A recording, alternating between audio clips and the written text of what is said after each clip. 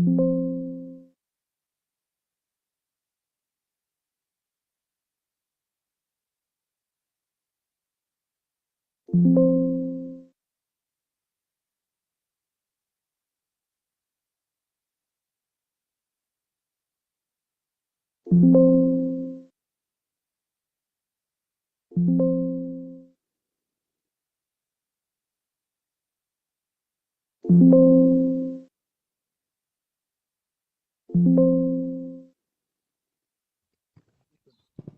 guys want to give it a quick test? Make sure we have good audio on YouTube.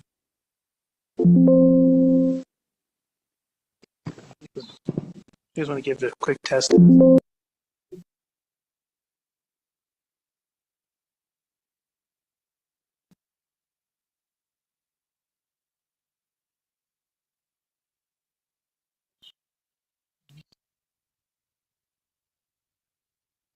Okay. This is on. Yep. We are live on YouTube, so we're good to go. Ready to go? Yep. All right. Welcome to the North Logan City Planning Commission meeting, October 23rd. We're happy to have you here on this beautiful autumn evening. Better to be somewhere else, right? But we're here, so good. We will begin the meeting by prayer by Gavin and a pledge by Deidre. Or either way around. Let's do pledge first. I pledge allegiance to the flag of the United States of America and to the republic for which it stands, one nation, under God, indivisible, with liberty and justice for all.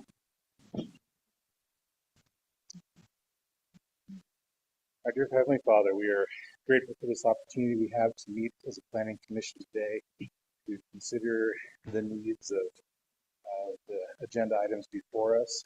We ask that Thou wilt help us to listen to the words of the public as we consider, help us to respect the rights of all members of our community. We are grateful for this beautiful place that we live in, and help us to do that which is right and good. And this we say in the name of Jesus Christ. Amen. Thank you. And the next thing was we need a motion to adopt the agenda. So moved. It's been moved and seconded. A second. Moved by Gavin, seconded by Porter to approve the agenda. All in favor? Aye. Any opposed? Great. I have the minutes of August 7th. Is that correct? We need to approve the minutes of the Planning Commission meeting of August 7th. I'll move that we approve those. Right, it's been moved by Deidre and seconded by I'll second. Porter. All in favor? Aye. Any opposed? Great. Moving right along. Scott, do you want to talk to us about any follow-up issues from the previous meeting? Yeah, just real quick. Our last meeting was back on the 18th of September. It was a work session. We discussed the items in section 12D of the draft code, specifically the density bonus element of our subdivision ordinance. We talked about some ratios and how the math works out. We'll talk a little bit more about that in our public hearing later on in our agenda. But that's really the only thing to follow up on, and we'll address that later on today. All right, thank you. Okay, let's move on to item number 1. Review and action regarding request for the conditional use permit to operate a short-term rental for a single-family dwelling located at 1570 East, 2100 North. Scott, do you want to take us there? Yeah, so this item, you'll notice this is on the consent agenda, meaning this is something that's fairly regular, something that comes up as an item for the Planning Commission as the land use authority to approve. But we do see several of these fairly regularly. The standard conditions apply. And as a consent item, the commission can make a motion to approve the consent item based on the facts, findings, conditions in the staff report if you agree with those through your review. Or if you want to do more review, you want to discuss it amongst the Planning Commission in more detail, you can move to pull it out of the consent agenda and consider it as a formal item. And we can dive into the staff report or any details you like.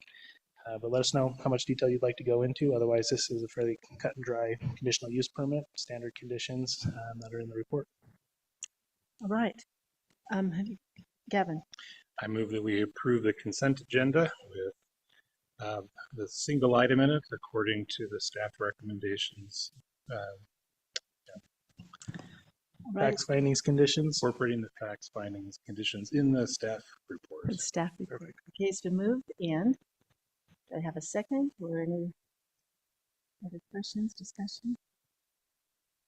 Deidre, you look like I'm you like, it's my neighborhood, so I would really love to see a long-term family move into that house, but we're okay. you're okay? Yep.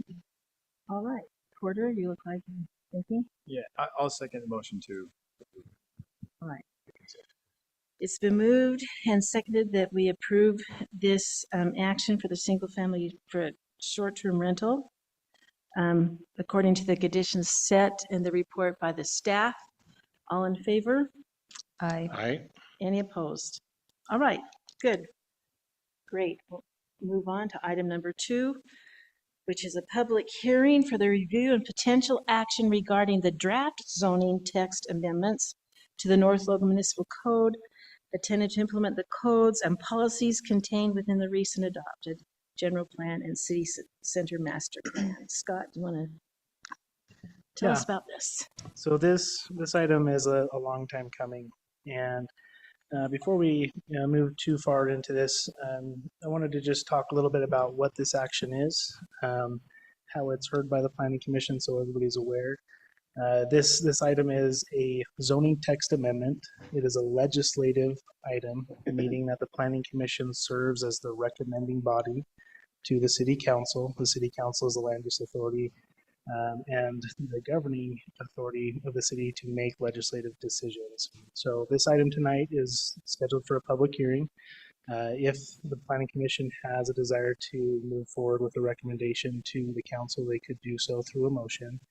And then it would move on with whatever the recommendation may be to the council, whether it's positive, negative, conditional. The Planning Commission has discretion in that recommendation to the council.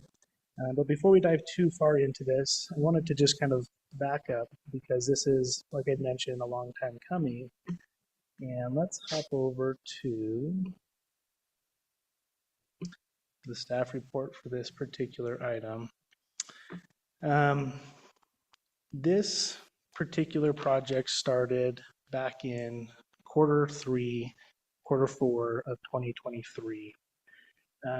When we started this process, we worked with our consulting team to set up a website specific to the general plan.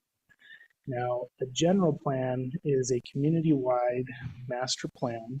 It is a long-range vision document. It is legislatively adopted after public input and its creation, and it guides our decisions in our long-term efforts towards a 20-year planning horizon. This document is required by the state of Utah. Every community is required to have a general plan in order to qualify for certain funding, but just to have good governance of their community and have long-term visioning. Our previous plan was adopted in 2013, and it was definitely showing its age. There was a lot that had changed since 2013 in our community.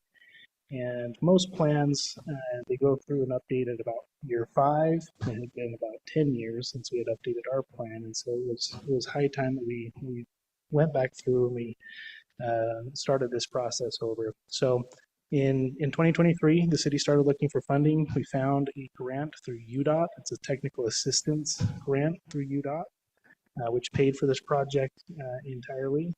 And we, as soon as we had the funding, went out to RFP, selected a consultant, and we got started in Q4 of 2023.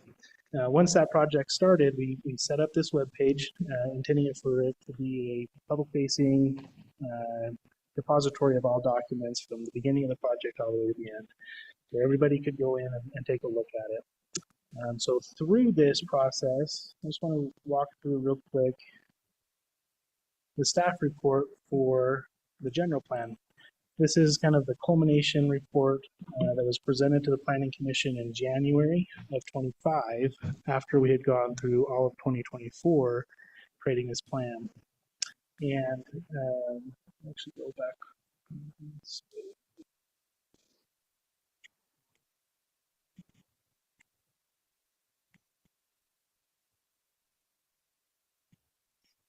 Okay, here we go then.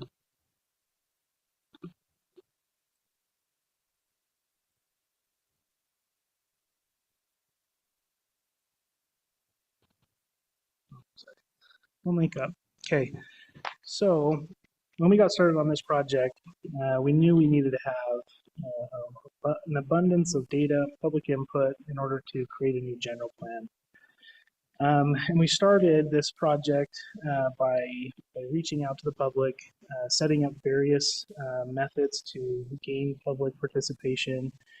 The website itself had an online comment portal. That website, we were able to get 443 public comments community-wide to guide some decision making. Had a public open house in February to kick off the project and start getting some feedback on issues that the public had that they foresaw in our community that they wanted to address. And that was kind of the first public engagement in February of 24. In March of 24 and April of 24, we had a public survey that went out broadly to the public. Through that process, we had several hundred responses on topics ranging from the general direction of the community, transportation, parks and recreation, land use and housing. And we used that feedback in addition to what we had heard from the public at that first public open house. And we worked with both the Planning Commission and the City Council in both April and May to go through the public comment, understand what all was needed to be considered. We went back out to the public in a workshop in June of 24. We started talking about housing. We started looking at areas on the map for different development districts and tried to put more material together on some broad topics, parks, trails, transportation, water, housing, land use. Again, August, met again with both the Planning Commission and City Council to digest this information from the public. And then went back out again September to the public. We had a workshop down in the Meadowview Pavilion. That was a great public outing. We had a lot of folks attend. We looked at the future land use map, which guides some of our policy decisions on future development. We talked about our city center master plan in the core of the city. And this image here is our city center area. We talked about what types of land uses made sense in different areas of our city. We came back, had another joint workshop with Planning Commission, City Council in October, and then we took a break over the holidays. We didn't want anybody to miss out on public participation with that busy time of the year. But we came back together in January with a final draft of the general plan of the city center master plan. We put it open to the public as an open public comment period online. Also had physical copies for in-person discussion. And that was kind of the end of the process. It was a lot of work over that year and a half to engage with the public, distill a lot of data, take a lot of surveys. And it ended up in February with Planning Commission and City Council as an adopted document that portrays the vision of the community long term. So that is kind of the precursor to the work we started immediately thereafter. So in February, we had those documents adopted. And in March, we turned right around and we said, okay, this document is a guiding document, but it doesn't necessarily translate to the code until we go through the code and make the desired adjustments. Okay, so I wanted to go back to the web page. This web page, when the plans were adopted, we started working on methodically going through the plan, understanding all of the goals, the policies, the vision, and we had to go methodically through our code to instigate those elements into the code. So as development occurs, those items would be applied and our community would start to walk towards the vision of the general plan. This document has been available on the website as well. This is intended to be the master summary of all of the amendments throughout the code. and help everybody understand where in the general plan various topics are then translated into the proposed code. So based on topic, for example, one of the big items in the general plan was that of the city center and its future development. We understood where in the plan those aspirations and those goals were located. And in this column, we show in the code where all of those changes have been proposed to bring about the desired outcome in the plan. Okay. This was a big project. Took obviously 8 to 10 months to get to this point. And there was a methodical process. On the web page, we tried to break this up into bite-sized chunks. We started by looking in Title 12, obviously the Land Use Code, but starting in 12A that talks about our general provisions. We looked at that first. We revised what we felt like we needed to revise. We brought it to the Planning Commission in work session and then held a public hearing. We put a bow on that for a minute. We moved on to 12B, did the same thing, worked on it with our consulting team, brought a draft to the Planning Commission, reviewed that with the Planning Commission, held a public hearing, set that aside, and then started working on 12C. Now 12C is where the majority of these changes occur because this is the section that is specific to zoning. And in this document on the website as well, this is the policy discussion catalog or the summary file that distills all of the proposed changes in 12C into a more digestible section. A few things, big picture items that we had to address in 12C was with regards to our future land use map and new zoning classifications that needed to be created in order for some of these future land use areas to develop under the vision in the plan. Some new things in the plan that didn't exist in 2013, for example, is Wolfpack Way. Wolfpack Way was connected through our city between when our last general plan was adopted in 2013 and now in 2025. And so it was a new area of town, a new corridor, and it was a specific area of focus during the general plan.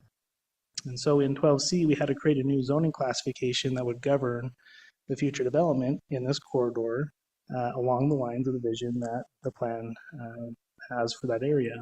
Similar to Highway 91, Main Street, there's a new zoning classification to help guide that area of town. 2500 North has a new zoning classification that was drafted for that gateway. City Center has a entire section of code that was put together for a form-based regulation of that future land use district. And there's a few other things in 12C that we also looked at, such as residential commercial nodes for perhaps some corner stores up in some of the neighborhoods. There's a lot of other items that were touched when you look through the code. I want to go back to the general plan implementation report and kind of give a high-level summary of this. So we touched on the city center with adjustments to the code to bring that city center goal to life. Moderate income housing, big issue. Incentive-based zoning. Now this is what we looked at in 12D, which is our subdivision ordinance. Infill development, Wolfpack Way, Highway 91, 2500 North, complete streets integration, parking management reform, trail connectivity requirements, enhanced ADU provisions, mixed use development standards, public space activation, wayfinding and branding, residential commercial nodes, open space preservation, building design enhancement, subdivision connectivity, airport compatibility, digital infrastructure requirements, short-term rental regulations, and owner occupancy incentive programs. So those are all topics that the general plan touched on. We have goals as a community for every one of those topics, and the rubber hits the road where the code indicates what we should do when certain things come up. So this project is large. It's essentially an omnibus bill that has hundreds of pages at this point of red lines that touch on all these topics. It reorganizes our code to be more modern, to flow, where instead of certain elements being cut up and put in different sections where you have to flip back and forth in the code to find everything that may be relevant, we standardized and kept them all consolidated in one location to make it more user-friendly. But at the end of the day, this project substantially helps our code to align itself with the new general plan. Now, I will be the first one to admit this won't be perfect. This is a very messy process. It's kind of like making sausage. I do think that the proposed amendments that are before us are our best step forward. We've cleaned up a lot of items from our old code, and I do think that this is a good start for us to start implementing the general plan. Now, general plan implementation isn't just a one-time adoption of some code amendments. It's ongoing analysis of how things are working, reviewing our code, reviewing our goals, making updates as may be necessary, finding issues that maybe don't work in the draft that we need to go back and add more detail to. And that will come in the months and years to come. That is just how the process works. But I do think that at the moment, it's nice to have this substantially complete in a format that we can make a recommendation to the city council. Now, to be clear, this process does not change the zoning of any property.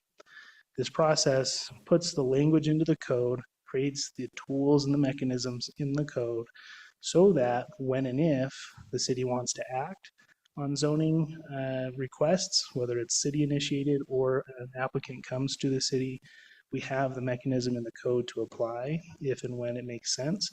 Now, all of those types of decisions have to come back to the Planning Commission for recommendations to go to City Council. So there will be a lot more dialogue on any future decisions before any changes to any properties are made. Is that clear as far as where this is at? Happy to answer any questions, any thoughts or concerns about where we're at currently.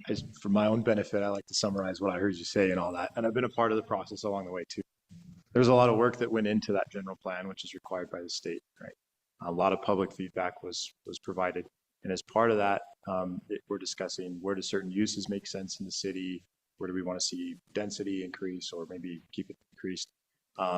As part of that, there was also identification of maybe some new zones that we need to add into the code that we don't have yet, right? So new tools or new products, new mechanisms to meet the goals of the general plan. And so what I heard you say is that what we're doing here is adopting that text in the code, not necessarily changing any zones. We're not changing any zones right now. We're just putting it into the land use code so that we have that for the public and the city to use in order to meet the goals of the general plan. Correct. Okay. That is absolutely correct. Yeah, well stated. But we're not adopting it, we're recommending it, right, to the city council. Exactly. Yep. Or not. That is Yeah. true, right. Yes or no? Yes, but it's not ours. That's right. We're not the legislative body here. Right. Okay. So this is a public hearing. We do need to open up a public hearing, take public comment, and then there would then be time for discussion to address comments that may be provided. So that would be the next step in this process. All right. Thank you, Scott. Thank you, Porter, also. Okay. I was going to say what Porter said to start this off, and I don't have to. So thank you, Porter. Yeah. I'll give the instructions for speaking at a public hearing. Before you begin, please state your name for the record. Speak into the microphone so your comments can be recorded. Please limit your statements to 3 minutes. You're not allowed to combine or bank minutes to speak on behalf of others. Please phrase your opinions in the form of statements, not questions. A public hearing is your opportunity to express your opinions to the Planning Commission, not a time to ask questions of or to expect dialogue between yourself and the Planning Commission or city staff. Please address your comments to the Planning Commission, not to the public. The Commission might ask questions about your comments in order for them to better understand you. In the future, note that if you have questions or need to discuss an issue, you may meet with the Planning Commission members or the appropriate city staff member before the public hearing where dialogue can take place. You may provide a written statement as your input for a hearing. You may read your entire statement or summarize it. The 3-minute limit still applies. You may provide a copy of a written statement to the city recorder. He will make copies for the planning commission, and the written statement will become a part of the public record. However, the written submitted statement will not be included in the minutes of the meeting. So with that, we will open up our public hearing. Anyone who would like to comment?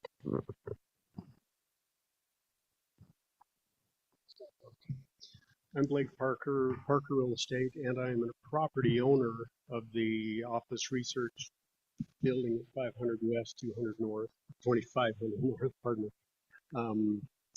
I did that little development there. And then I also have spoken today with the Checketts family who, well, did the whole development, S&S Sports, as well as Cody Matthews, who had there you set a meeting over the deer hunt, right?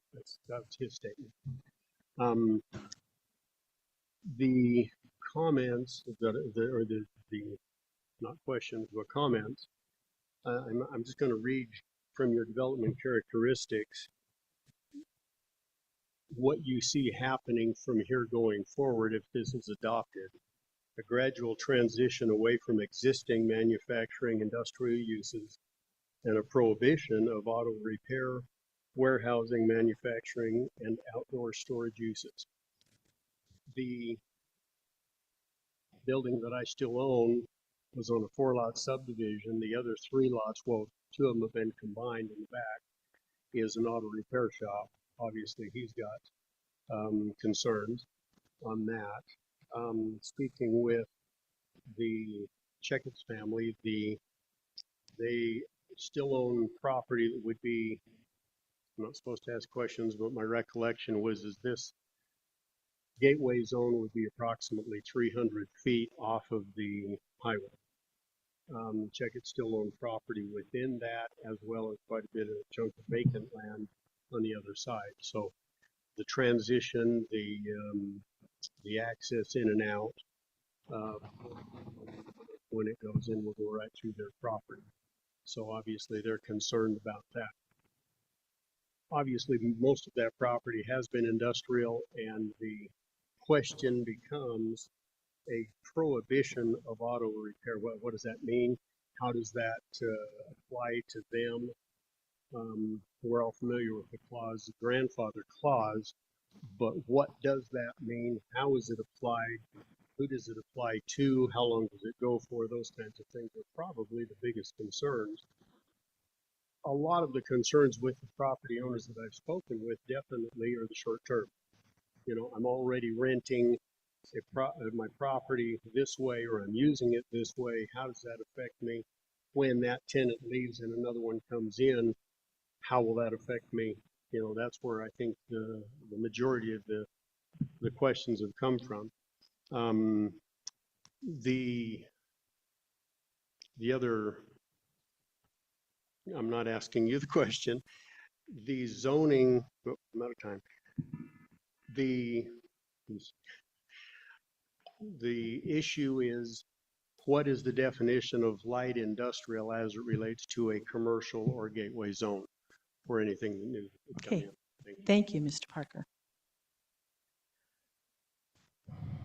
Commissioners, we appreciate your service for North Logan. I'm a North Logan resident for 72 years, Craig Losley, and I'm a property owner and on the 2500 North Corridor, and I think most of us tonight, that's what we're really here for is our concerns with the future of that, mainly with the vacant property.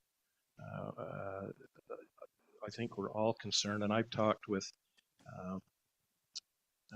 14 of the property owners and business owners down there personally. We've had several meetings on it.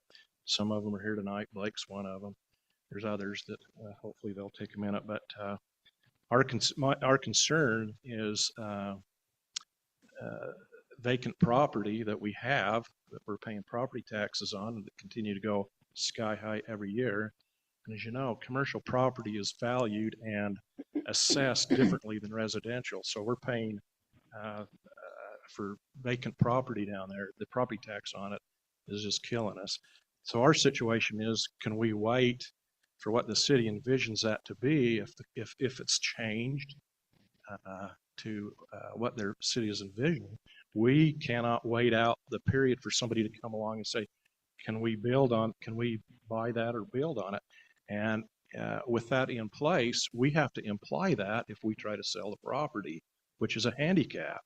If we do not, we can be liable for not disclosing what zoning is there. And yes, they need to do their due diligence, but we need to bring that forward. But for instance, there's quite a few pieces, vacant property down there that the frontage is very minimal.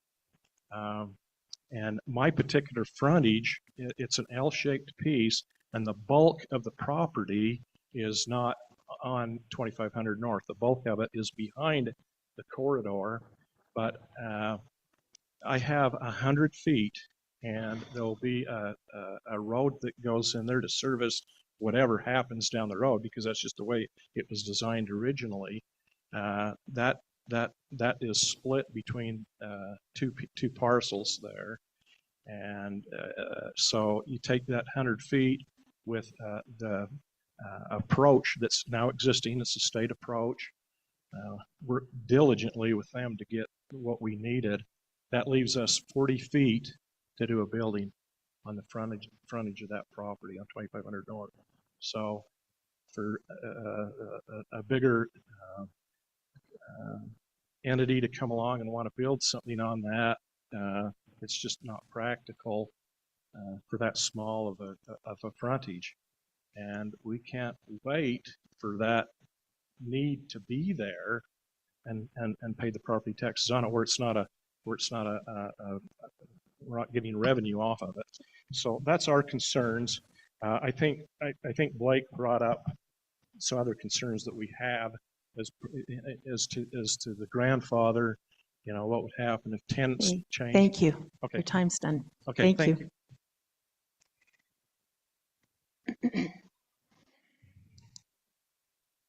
Commissioners, my name is Mike Chalmers. I'm the owner of Auto Evolution. That's a building that has been a auto repair facility on this new corridor that's being built on 2500 North, or proposed for 2500 North since the 70s. It's been an auto repair shop since in some way, shape, or form. I'm close enough to the road that I'm actually a legal nonconformity now that they've widened that road, and so I'm definitely within this corridor. My main concern is that when I bought this shop, the last thing I thought was when I go to sell this, that I'm not going to be able to sell it to somebody, because what it says that they're trying to prohibit auto repair. If I sell my shop to somebody else, does that mean that they're not going to be able to get a business license? Or is that going to devalue my property? I mean, I'm close enough to the road. I can't do a fence or 30 feet of, a tree every 30 feet or anything like that, anything that they're trying to propose right now. And so part of my retirement plan is to sell my shop to somebody else and move on. And my main concern is will I be able to sell that shop, or is it going to severely devalue it or eliminate the possibility of having an auto repair facility there? And so my main concern is that prohibits auto repair on that 2500 corridor. So thank you very much. Thank you.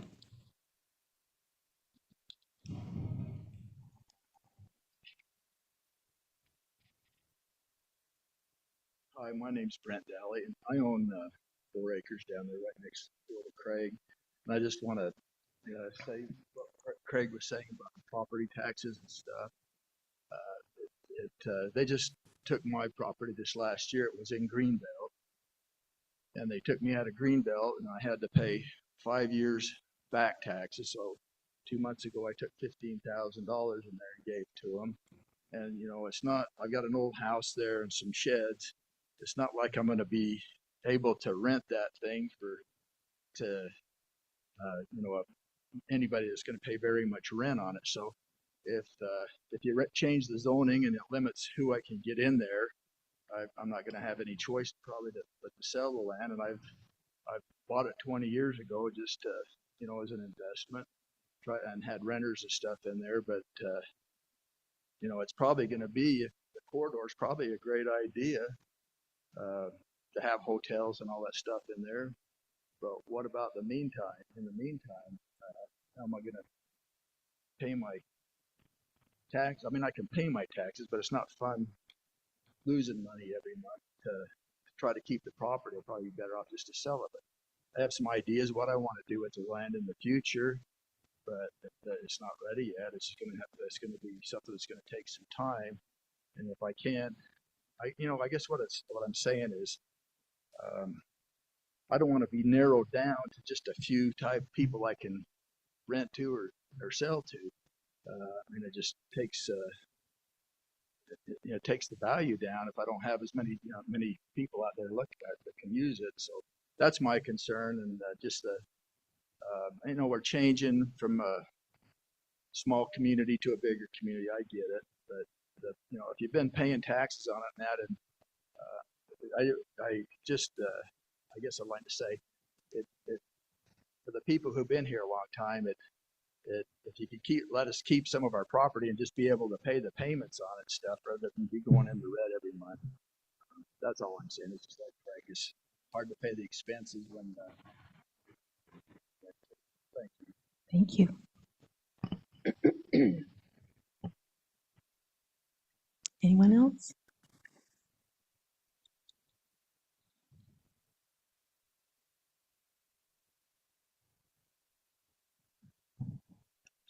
Good evening. My name is Russell Goodwin, and I have the honor and privilege, like you folks, of serving on the Planning Commission. One of my co-commissioners was a fellow by the name of Kerry Watkins, who went on to become one of our mayors. But Kerry was a developer from Southern California, somehow met Lucy Peterson and moved up here in the Crookston property, the old Crookston property. And as we served on the Planning Commission, Kerry increasingly espoused the view that Main Street was a lost cause, could not be redeemed or improved, was a commercial negative to the city. And he hatched the scheme of the city center idea. And if you think of Southern California, you think of Disneyland, and there's, I think, Main Street Village or something to that effect there, and Knott's Berry Farm, Universal Studios, and on and on. And he approached this concept from that framework. If you consider that, and then consider the downtown redevelopment master plan, it describes essentially heaven on earth. Walkability, sustainability, all these wonderful things are going to happen there in the city center, but it seems to ignore the question that we all get to drive there and then walk about. Now the talk is that this is going to be our ice cream social center, where we go to have ice cream and rub elbows and socialize and then get in our cars and end our experiment with walkability.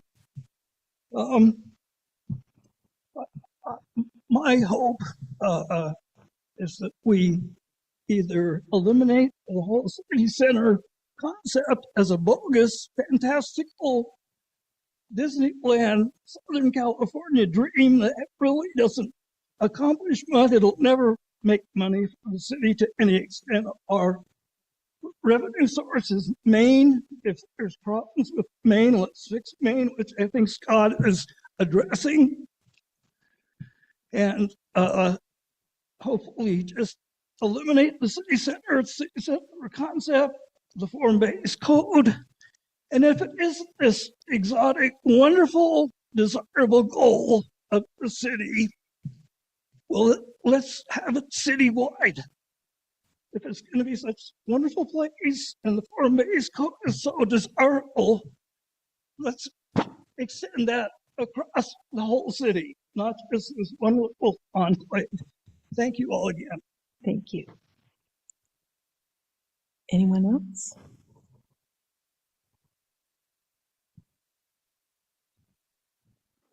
David Loosely, property owner on 2500.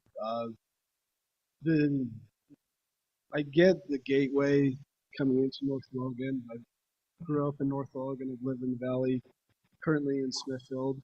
And I know the whole point of it is when that 16th West goes through or whatever. Because for me in Smithfield, that'd be really nice. But it's like we're trying to get this to have all these shops and everything, but we can't even keep a mall in the valley. We can't even fill up Main Street. But now we're trying to force it down where the industrial's been for years, and we're trying to change what is currently there, so we can't expand or do more down there, and trying to just change everything, kind of the flow of the valley, I think. Thanks. Thank you. Anyone else? All right, we'll close our public meeting. Thank you for your comments. And commissioners, questions? Yeah. So Scott, so I know we're not making a zoning change, but we are putting the language in to allow different zones than we've had before. So you take the neighbor who has already left. He owns a car shop, and I completely understand that he would like to one day exit that and retire and potentially sell that as a car shop. So from all the potential futures coming out of this, the land doesn't change zones unless one of two things happen. Either the landowner makes a request to change the zone because they want to do something with the property, and at that point, to be checked, does that zoning match the general plan and what's in those zones? That's one method. The other is potentially the city would say, we want to pursue a zoning change for this parcel or groups of parcels. In that case, how does that work? If the city wanted to do that, what would be the process? What would be considered through that?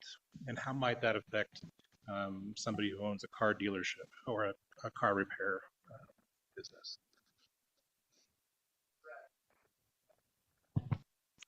Sorry, Yeah. that's better. Yes. You're correct. So there are two options. The city can be proactive. They can pursue a zone change on parcel or parcels that they believe are needed to be changed for whichever goals the city has in mind. The city, if they wanted to do that, would need to notify property owners, obviously, of their intent to pursue a zone change. It would come to the Planning Commission to be considered for its merits. Certain findings would need to be made for that to be processed through to the City Council with a recommendation. And then the City Council holds that authority. If they find that it is needed in order to promote the health, safety, welfare of the community, as in good interest for the community, then they could choose to change the zone for any number of parcels in the city. The other option, like you mentioned, is if a property owner comes to us and asks for a zone change and they say, hey, I have some plans for my property. I think that it matches the future goals of the city. Let's talk about if this could work. It would then come to the Planning Commission for the same type of consideration. We would review what the property owner has in mind. We compare it to the general plan, and we would analyze it based on what benefits does it provide for the community? Is it in alignment with the general plan, yes or no? And then make the recommendation to City Council for their consideration and potential adoption. Those are the two options. In either option, let's just say the city moves forward proactively with a zone change, and an existing property owner has a business on that property and they didn't request the zone change. The city changing the zone does not necessarily force that existing land use to cease and desist. That land use would become grandfathered. So let's just say an automotive business on 2500 North, for example, an existing permitted use, if, for example, a new zoning classification were applied to that property that prohibits new automotive land uses such as automotive repair, then that would become legally non-conforming, grandfathered. And they could continue to operate in its current form in perpetuity or until other changes are requested by the owner for the property. Now, there are certain things that the Planning Commission and City Council could do. They could establish terms for that grandfathered business. They could use what's called amortization to say this is grandfathered for the next 20 years and allow for it to use its current investment. And then after that point, then they would run out of that grandfather clause. But those are all things that have to be discussed, measured, weighed, and decided upon by the city council when and if that's a decision they would want to move forward with. So if, for example, this text amendment moves forward, we create these new zoning classifications, put them in the code. Essentially, there's tools in the tool belt that we can use when and if the occasion arises that they're needed. And that could be the city council being proactive. It could be that a property owner comes to the city and asks for that zone to be applied to that property. That makes sense. And a follow-up, so if he's been operating an auto repair shop on this land, and let's say the city did go through that process and they went through a zoning change, it would be legally non-conforming. Does that legally non-conforming or grandfathered status carry to a new owner that is operating substantially the same business? That's a very good question. The city does have language that governs that process. I believe that as long as you reoccupy the building with a similar land use consistently, there's not a lapse in time, which I believe the code says 1 year of time, then you can reoccupy the building with a similar land use. Now that land use continues to be legal non-conforming. They need to continue to operate within the scale and scope of the previous tenant. So they couldn't, materially change that operation. But yeah, it would be allowed to be reoccupied as things go forward. Now that future buyer may say, hey, I recognize this is legal non-conforming, and they would need to go into it eyes open with that understanding. But yeah, there is opportunity for that to transition from one owner or one tenant to the next as time may be. Good question. Peter, you have a question? Yeah, so I grew up in working in my dad's welding and manufacturing business. And I know personally that they're not the most aesthetically pleasing. You can ask my mom. She has similar feelings, that it was the backyard. And so I appreciate the comments tonight, and I appreciate the public comments that were put in online. And as I read those, at first I was really uneasy, thinking like, these are people's livelihoods, and some livelihoods are really messy and take up space. And that's just how it is. And so as I've mulled over this and thought about it, I thought, also, no one wants to sell off this family farm. Like, no one's incentivized to sell off the family farm until it's economically the better option. And so as I think about this, thinking that these aren't forced changes, you don't have to do away with it, but potentially down the road, it offers an economic incentive. It doesn't help with your taxes right now on property that's not bringing in income. But as the transportation changes come and the city changes, that it gives people the opportunity to grow and to change and to have more desirable property for those economic changes. So just, I appreciate the comments. I empathize with them completely, and understand how that works. But I see this not as a forced change, but as an opportunity for growth down the road. If I may, on the topic of 2500 North, this corridor, we've been looking at it from a very broad perspective, regionally, and a long timeline. A general plan is a 20-year planning horizon, and we recognize there's a lot that could change within 20 years. And honestly, we'll probably have another general plan within 20 years, probably 5 to 10 down the road, right? But we recognize that there are variables at play that change the potential outcomes of this corridor. It is reasonable to expect that we see a second west intersection, lighted intersection. It's reasonable to expect a fourth west lighted intersection. It's also reasonable to expect that there's another bypass, a county-wide bypass somewhere in the 1600 west range. Those, if and when they come, the market will demand that higher and better uses occupy some of these properties, right? And folks will see that opportunity will come when those types of changes come along and more traffic is passing by and opportunity for different commercial uses.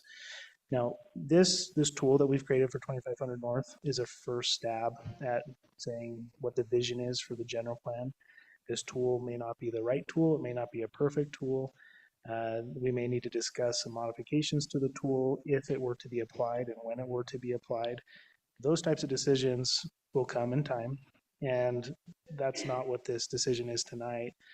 This effort, like I'd mentioned, it's hundreds of pages of red lines, and it's not just about 2500 North. It is so many sections of code, very broad in its approach. And it does its best effort to try to implement the general plan into the code. But there will be localized issues that we need to get back into and talk about in more detail. And again, the city will need to sit down and decide, do they be proactive? And if so, where would it maybe make sense? Is the tool correct to be proactive with that tool? Do we need to modify that tool before we be proactive with the tool? Those are all things that need to be ironed out. What we do know is there is a vision for 2500 North. It varies greatly from what is there now. And we all recognize that it is not an overnight change, right? It is a very long-term, slow process. And there is a stark contrast between what is the current land use and the aspiration and the vision. And that can't happen overnight. You're not going to build a hotel next to a manufacturing facility, or you're not going to get a nice sit-down restaurant next to some of those heavy intensity uses. We recognize that. It's well understood. But over the next 5, 10, 20 years, we want to start making incremental changes towards that outcome. We recognize that existing businesses on the corridor. It is absolutely not the city's intent to put those businesses in any type of a hardship. But we do want to work with those businesses as partners as these changes happen over time and when opportunity presents itself to take advantage of that opportunity. The business that is there now may see as these roads are connected and as more traffic and more population comes into our valley that they may just be approached by folks who say, hey, would you be interested in selling? I've got an idea for a higher and better use. And that just is how the free market works. But the city wants to be proactive about our visioning and be proactive about what we do and don't allow to move forward. We don't want to take steps in the wrong direction backwards, so to speak. So those are things to keep in consideration. Again, tonight's action is recommendation and a tool that we crafted. It may not be perfect, but long term, there will be changes on 2500 North. There will be things that property owners have to consider. There may be some hardships that, when the time comes, may actually be opportunities for a better outcome. But that's the intent. It's not the intent of this process is not to put people in hardship, but it is the intent of this process to allow us to start looking towards the future and start making some deliberate steps in that direction. Gavin? I've got asking the questions that I think some would want to ask. So the taxes and property taxes were brought up twice in public comment. So the assessing function is a county function, but does local city zoning impact county assessment to do that? It's a very good question. And the follow-up question to that is, if zoning changes, if the city were to pursue a zoning change, how might that affect the county assessor's assessment of value? That's a good question. And a lot of folks, as they've mentioned, have had new assessment on an existing property where we have not changed the zoning, and yet the assessed value has increased, right? When it comes to that, there is a process through the county. If, for example, their assessed value is appraised and they don't believe that their property is worth what the assessor believes has assessed it as, you would need to go through the appeal process. If you're not able to rent it for a certain amount, based on what is in the vicinity, what types of tenants have approached you, what the city does or does not allow, those are all things that can be taken into consideration. And if the assessment is incorrect, then that can be appealed and can be fought back with the county. Now, it's hard for us as a city to make those battles. It's not our place to try to influence assessed value of property. But you're right, it is a county function, and all the land use zoning is taken into consideration when an appraisal is done on a property, and an appraisal is what is done to set the value with the assessor's office. So all of those variables can be considered, but it's up to an appraisal to determine what the true value is. So, just to comment on that, just a point of clarification, that's a great question because the city doesn't go into how those properties are assessed. We need to be mindful of that, like Gavin brought up, about those things that can have an effect. Now, the county, when they go into that, they don't do a true appraisal. They do an assessment. And what they primarily look at is just the values of some of the properties throughout that area, and then they use that as a determining factor. That's the primary factor. I do know this because some people, when we've labeled certain zones as parkland, they said that will drastically affect their property values, their assessed values. And when I talked with the county, they had no idea what our zoning was in that area, nor whether it was designated as a parkland. Now, can it have an effect? I think it can. Does it? I don't know. But this much I do know. The individuals that brought up the property taxes today have a valid concern. The county has significantly, drastically increased the assessed value of those commercial properties. Very high. I mean, they've drastically increased, and some taken out of Greenbelt. It's beyond belief how high those will increase, and so that's an extremely valid concern, and one that needs to be taken up with the county at the county level with them.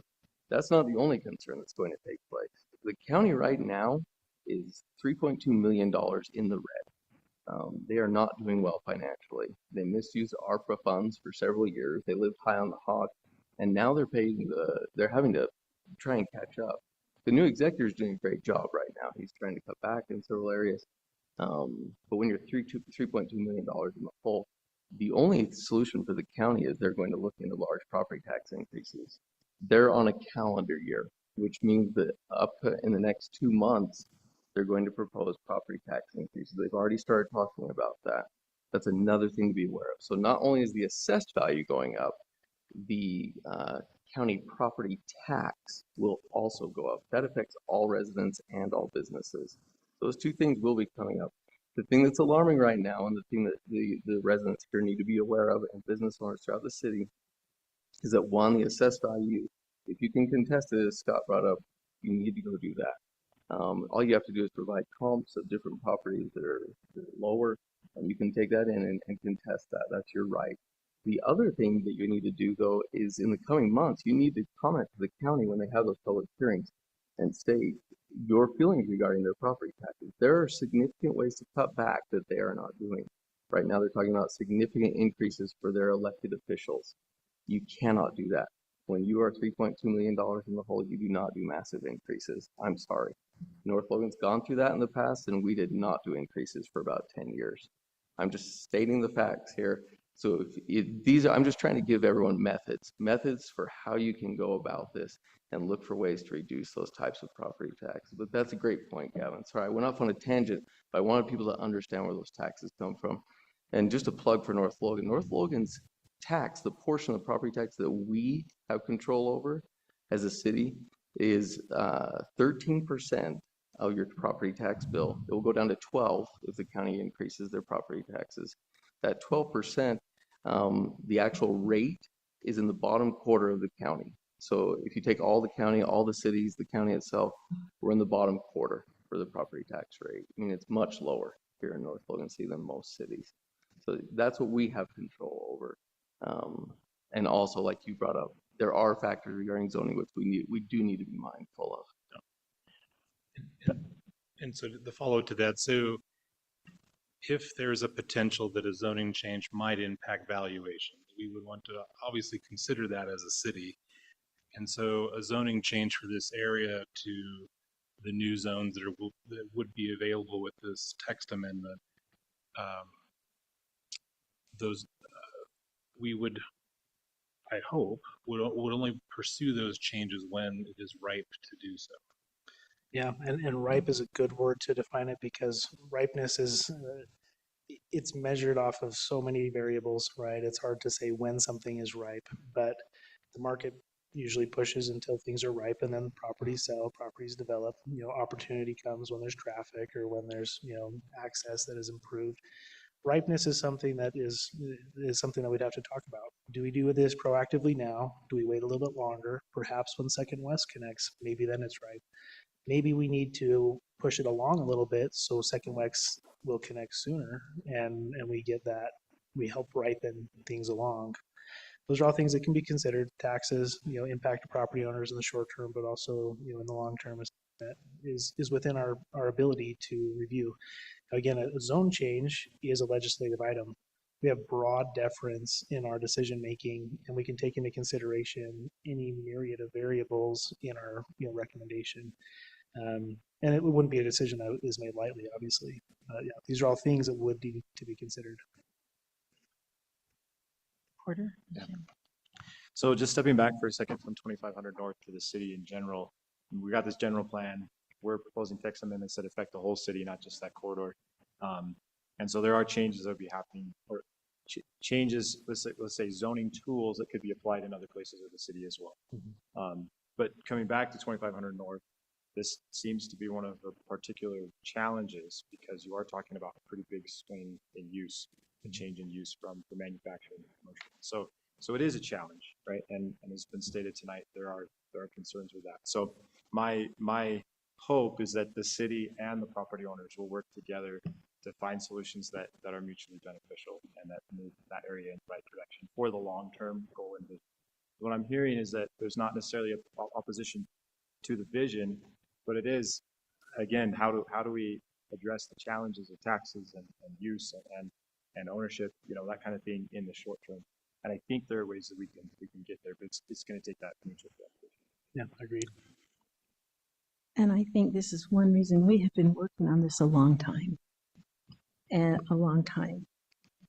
it's our intent to try and do the best thing all around for the city that will help in the future, which we don't have a crystal ball. I'm going to say an 8-ball, but that's not. We do have an 8-ball. And so I feel like this gives us an opportunity to move forward and to have ways to talk about zoning changes when they come up, which is not happening tonight, gives us an opportunity to consciously and intently try to make a move into the future that will help the city in all aspects, not deter, not just go in crazy and do this. So after being a part of this committee that have worked on this a long time, I feel this is a good idea to move forward and give a positive recommendation to the city council to consider. And I think we're ready to make a motion on that. Are we? Or not? I'd like to say one more thing generally about the whole process. So I've been on the planning commission since we started this process back in the general plan, and being on the general plan subcommittee, I got to go to every meeting. And as we went through this process, and so for the last year and a half, nearly approaching 2 years here, we've talked through these things and looking at the plan for the city and setting the goals and what the future looks like. I appreciate all the hard work from the planning commission, from the city council staff. There's been a ton of work to pull all this together. Can we add one other thing? Please. Appreciate the input from the citizens that we've got. Yeah, I was gonna finish strong with that. Yeah. Yeah. So there's been a lot of work to pull all of this together. And as you saw from some of the introduction, receiving 700 comments on surveys, 400 comments on online, people coming to meetings and letting us know their thoughts, attending the various open houses. I got to talk to lots of people, and it's been a lot of input. And so thanks for everybody taking the time to do that. And as you look at all of the things that are going here, being on the planning commission before and looking at our code and having issues come before us and try to parse through some of this language and finding bits and pieces, it's been very difficult. And so seeing how this has come together, how it's organized, how it has some forethought, things are grouped, it's going to make the job for any developer, landowner, planning commissions, the staff, it's going to make it very clear compared to where we've been. Again, work in progress, but I think what we have is an excellent start, and will be refined in time as issues come up. So yeah, very much in favor of the text amendment. Okay, thank you. Any other comments? Are you ready to move forward with a recommendation? So we need a motion.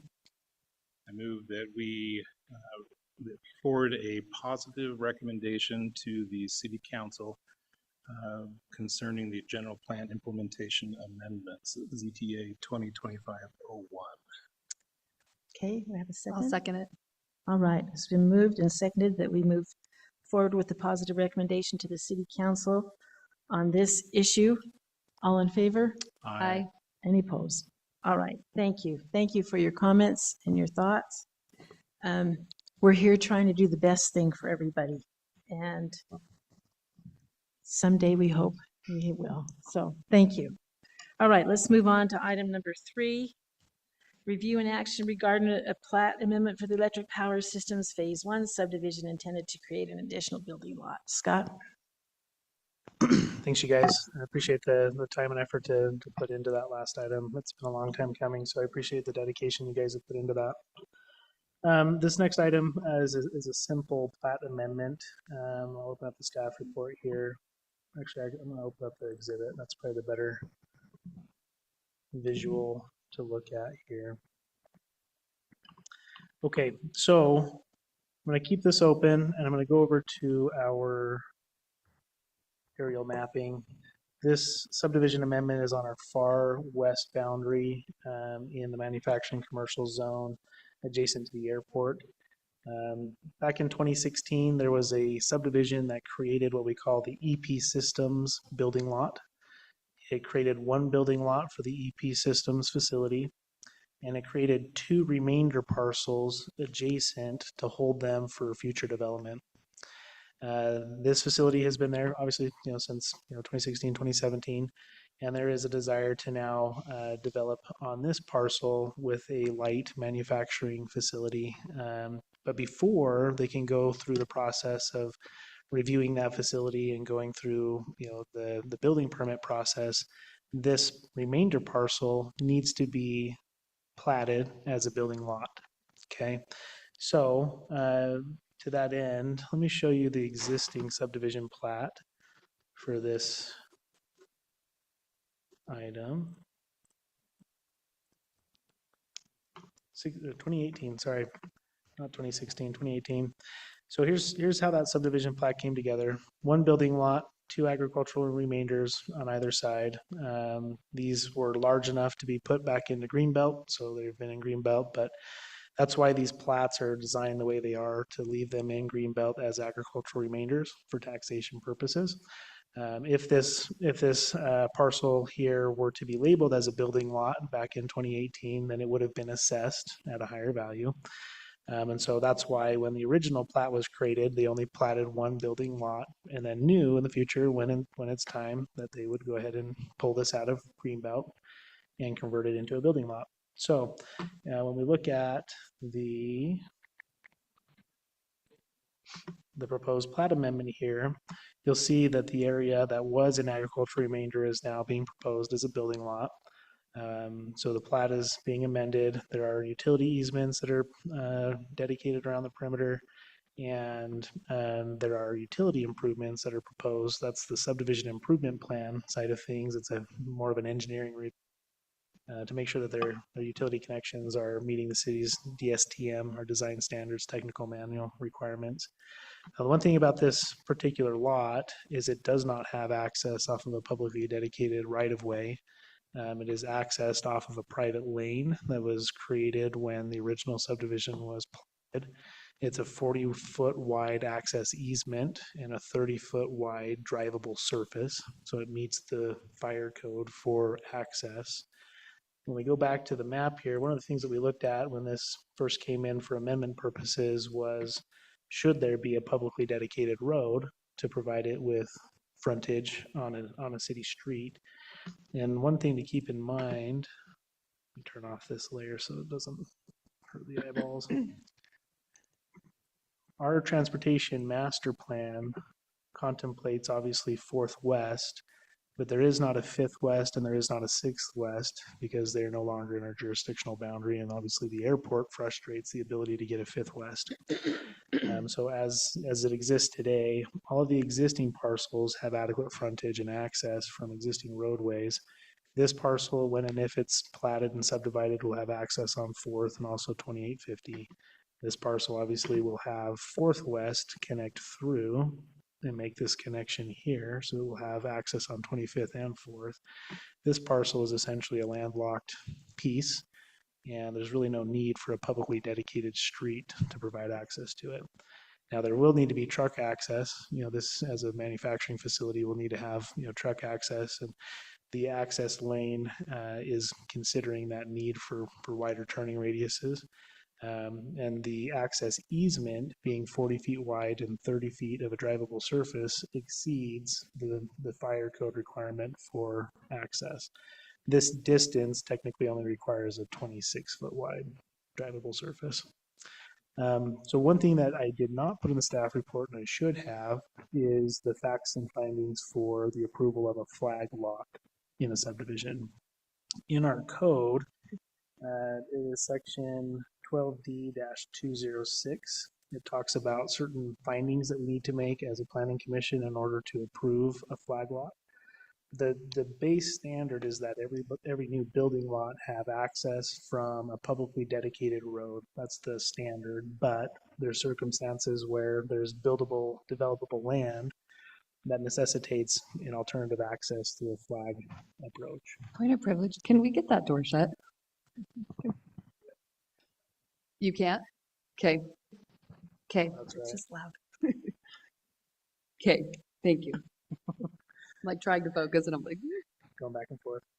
Yep. So in the code, there needs to be a finding that there's no other reasonable alternative, and that this type of a configuration is needed in order for them to make good use of their developable land, which I think in this circumstance it does.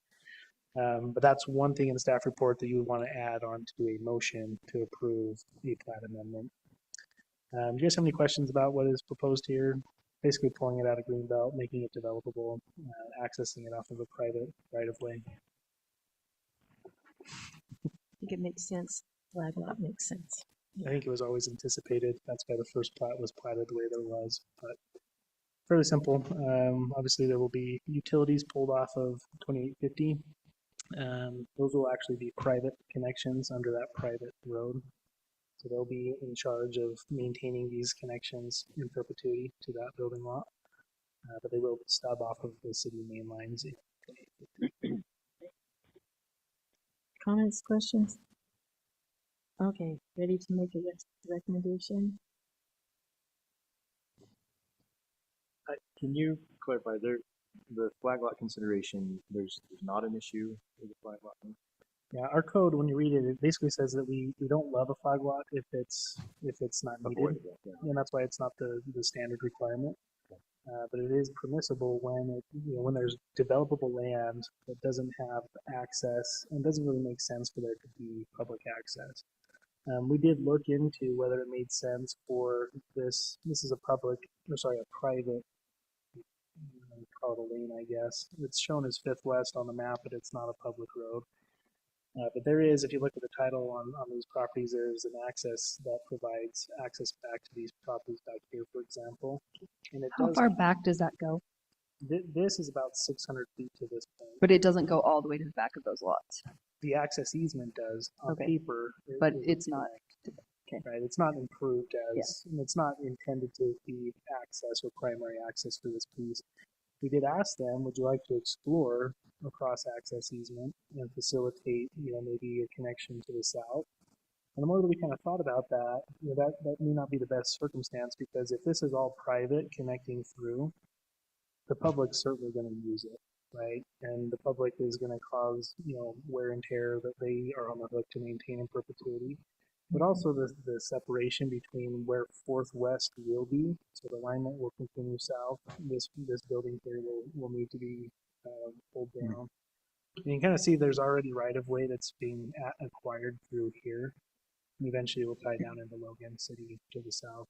But to have a private lane next to a four-way intersection, it's not the greatest situation. It'll be just access for these parcels here. This one will just access directly onto this parcel lane one. This parcel here will have plenty of frontage on Fourth West and it develops. So we asked them, hey, do you want to explore this? Would it be beneficial? Would it help you guys and them to have a cross-access easement? And they said, yeah, probably not. the desired. And with that, that's okay. It's not on the transportation master plan. It's not a critical connection. For this, we are the land use authority. Correct. For a subdivision plat amendment, that is correct. Okay. I'm still confused what we're approving because it's already subdivided. It is subdivided as a parcel, but it is not shown as a building lot on the existing subdivision plat. So they are amending that existing plat simply to label it as a building lot. And they also then have to submit to us what's called a subdivision improvement plan, where we look at all their utility connections and make sure that they have Gotcha. adequate access. So on the plat, it wasn't made a subdivided or a buildable lot. It sounds like they did that for the flexibility for what might come in the future. Correct. Now that they know what they want to put they're formalizing. That's right. That is as a building lot. Okay, got it. Yeah. So here it is again. Lot 1, you see it is labeled as lot 1. As a lot, yeah. Yeah. And this one was labeled as an agricultural Agriculture. remainder on purpose. Got it. Yep. Okay. So we don't have to send this on. Correct. You are the land use authority on subdivision plat amendments. Gavin? I move that we approve sub 2025-05 electric power system subdivision phase 1 first amendment incorporating the staff report with its facts, findings, and also that we consider the flag lot portion of our code. All right. It's been moved Second. and seconded that we do all of that. All in favor? Aye. Any opposed? All right. Great. We got that flag lot stuff in there, so that's good. Perfect. Good, thank you. Let's move on to staff business discussion. Scott? Yeah, just one item that's coming up if you're interested. It goes through what's called BRAG, the Bear River Association of Governments. They put on what's called the Cash Summit once a year. This year's Cash Summit is next week. We got notice of this in a pretty short time. That's why you're hearing about it now. But it is October 27th and 28th. That's next Monday and Tuesday. Monday, so the 27th is the way that the agenda is kind of working out is it's all of their mobile work sessions and tours of various businesses. Maybe take a look at that agenda, see if that's something you'd like to attend if you're curious, but it's mostly kind of a bus tour, hop out, tour a facility, hop back in, do another bus tour kind of a deal. The 28th is more of a conference setting with breakout sessions, mostly on housing. Housing affordability is what the majority of that second day agenda is for. That goes from 7:30 until 3:30 on the 28th. So if you're interested, if you'd like to go, if you have any more training hours you want to try to get into your training log, those would all count. And the city does have training budget for the planning commission. So if you'd like to go, let me know. We'll get you registered. That's this coming Monday, Tuesday, the 27th or 28th. And what time does it start? So the 27th, it is 9 a.m. until 7:45 p.m. If you want to go through like the dinner and there's a lot of networking as part of that. And then on the 28th, it's 7:30 until 3:30. We do provide lunch on that second day. When you look at the agenda, the state housing, we call him the housing czar. He's essentially the advisor to Governor Cox on housing, Steve Waldrop. He does have a presentation in the morning. Actually, it might be the morning. He's great. He was on the Weber County Planning Commission when I worked in Weber County legislator, and he's great. It's good to hear what the state is working on from a state housing policy perspective. So I do plan to attend to kind of soak up. It's kind of a look under the hood as to what the legislature might be doing next year, kind of a preview on what their priorities are. So it'll be good. If you want to go, let me know. You can register for just one day, so that's nice not to register and only go to one day or the other day. So. Does he have a public hearing or some question time we can ask him? They like at their lunches, they do have kind of like a Q&A sometimes. So okay. Yeah. Anyways, that's available. You can get training hours. It's at the Riverwoods Conference Center here in town. So just let me know. All right. Any planning commission business? No? Okay, our next meeting is set for November 6th and one on November 20th. Yeah, those are just our traditional meeting schedule for November. We will plan to hold those unless we need to adjust otherwise. Do you guys know of any conflicts for either of those dates that would complicate those days? While you're looking, next meeting, whether that's the 6th or the 20th or both, we'll chat about next year's meeting schedule. I'll put together a draft schedule for the year. I like to look at the next year and try to understand where the holidays line up and where maybe we have conflicts with spring break and conference season, and try to make sense of that. Kind of forecast where our meeting schedule might look like. So I'll put that together. We'll chat about it in November, so you're aware of what 2026 might look like. Great. All right. I may have a conflict on the 12th. May have a conflict on the 6th. And I don't know if I have a conflict. I mean, we're getting into the holiday season, so you never know. So if something comes up, just let me know, and we'll plan accordingly. Okay. I might on the 6th, but don't know. And if we want to register for this cash summit, we talk to you or we get online. Yeah, just chat with me, and we'll get you registered. Okay. Shoot All me right. an email. Nothing else? We can adjourn, and we don't even have to have a motion to do that.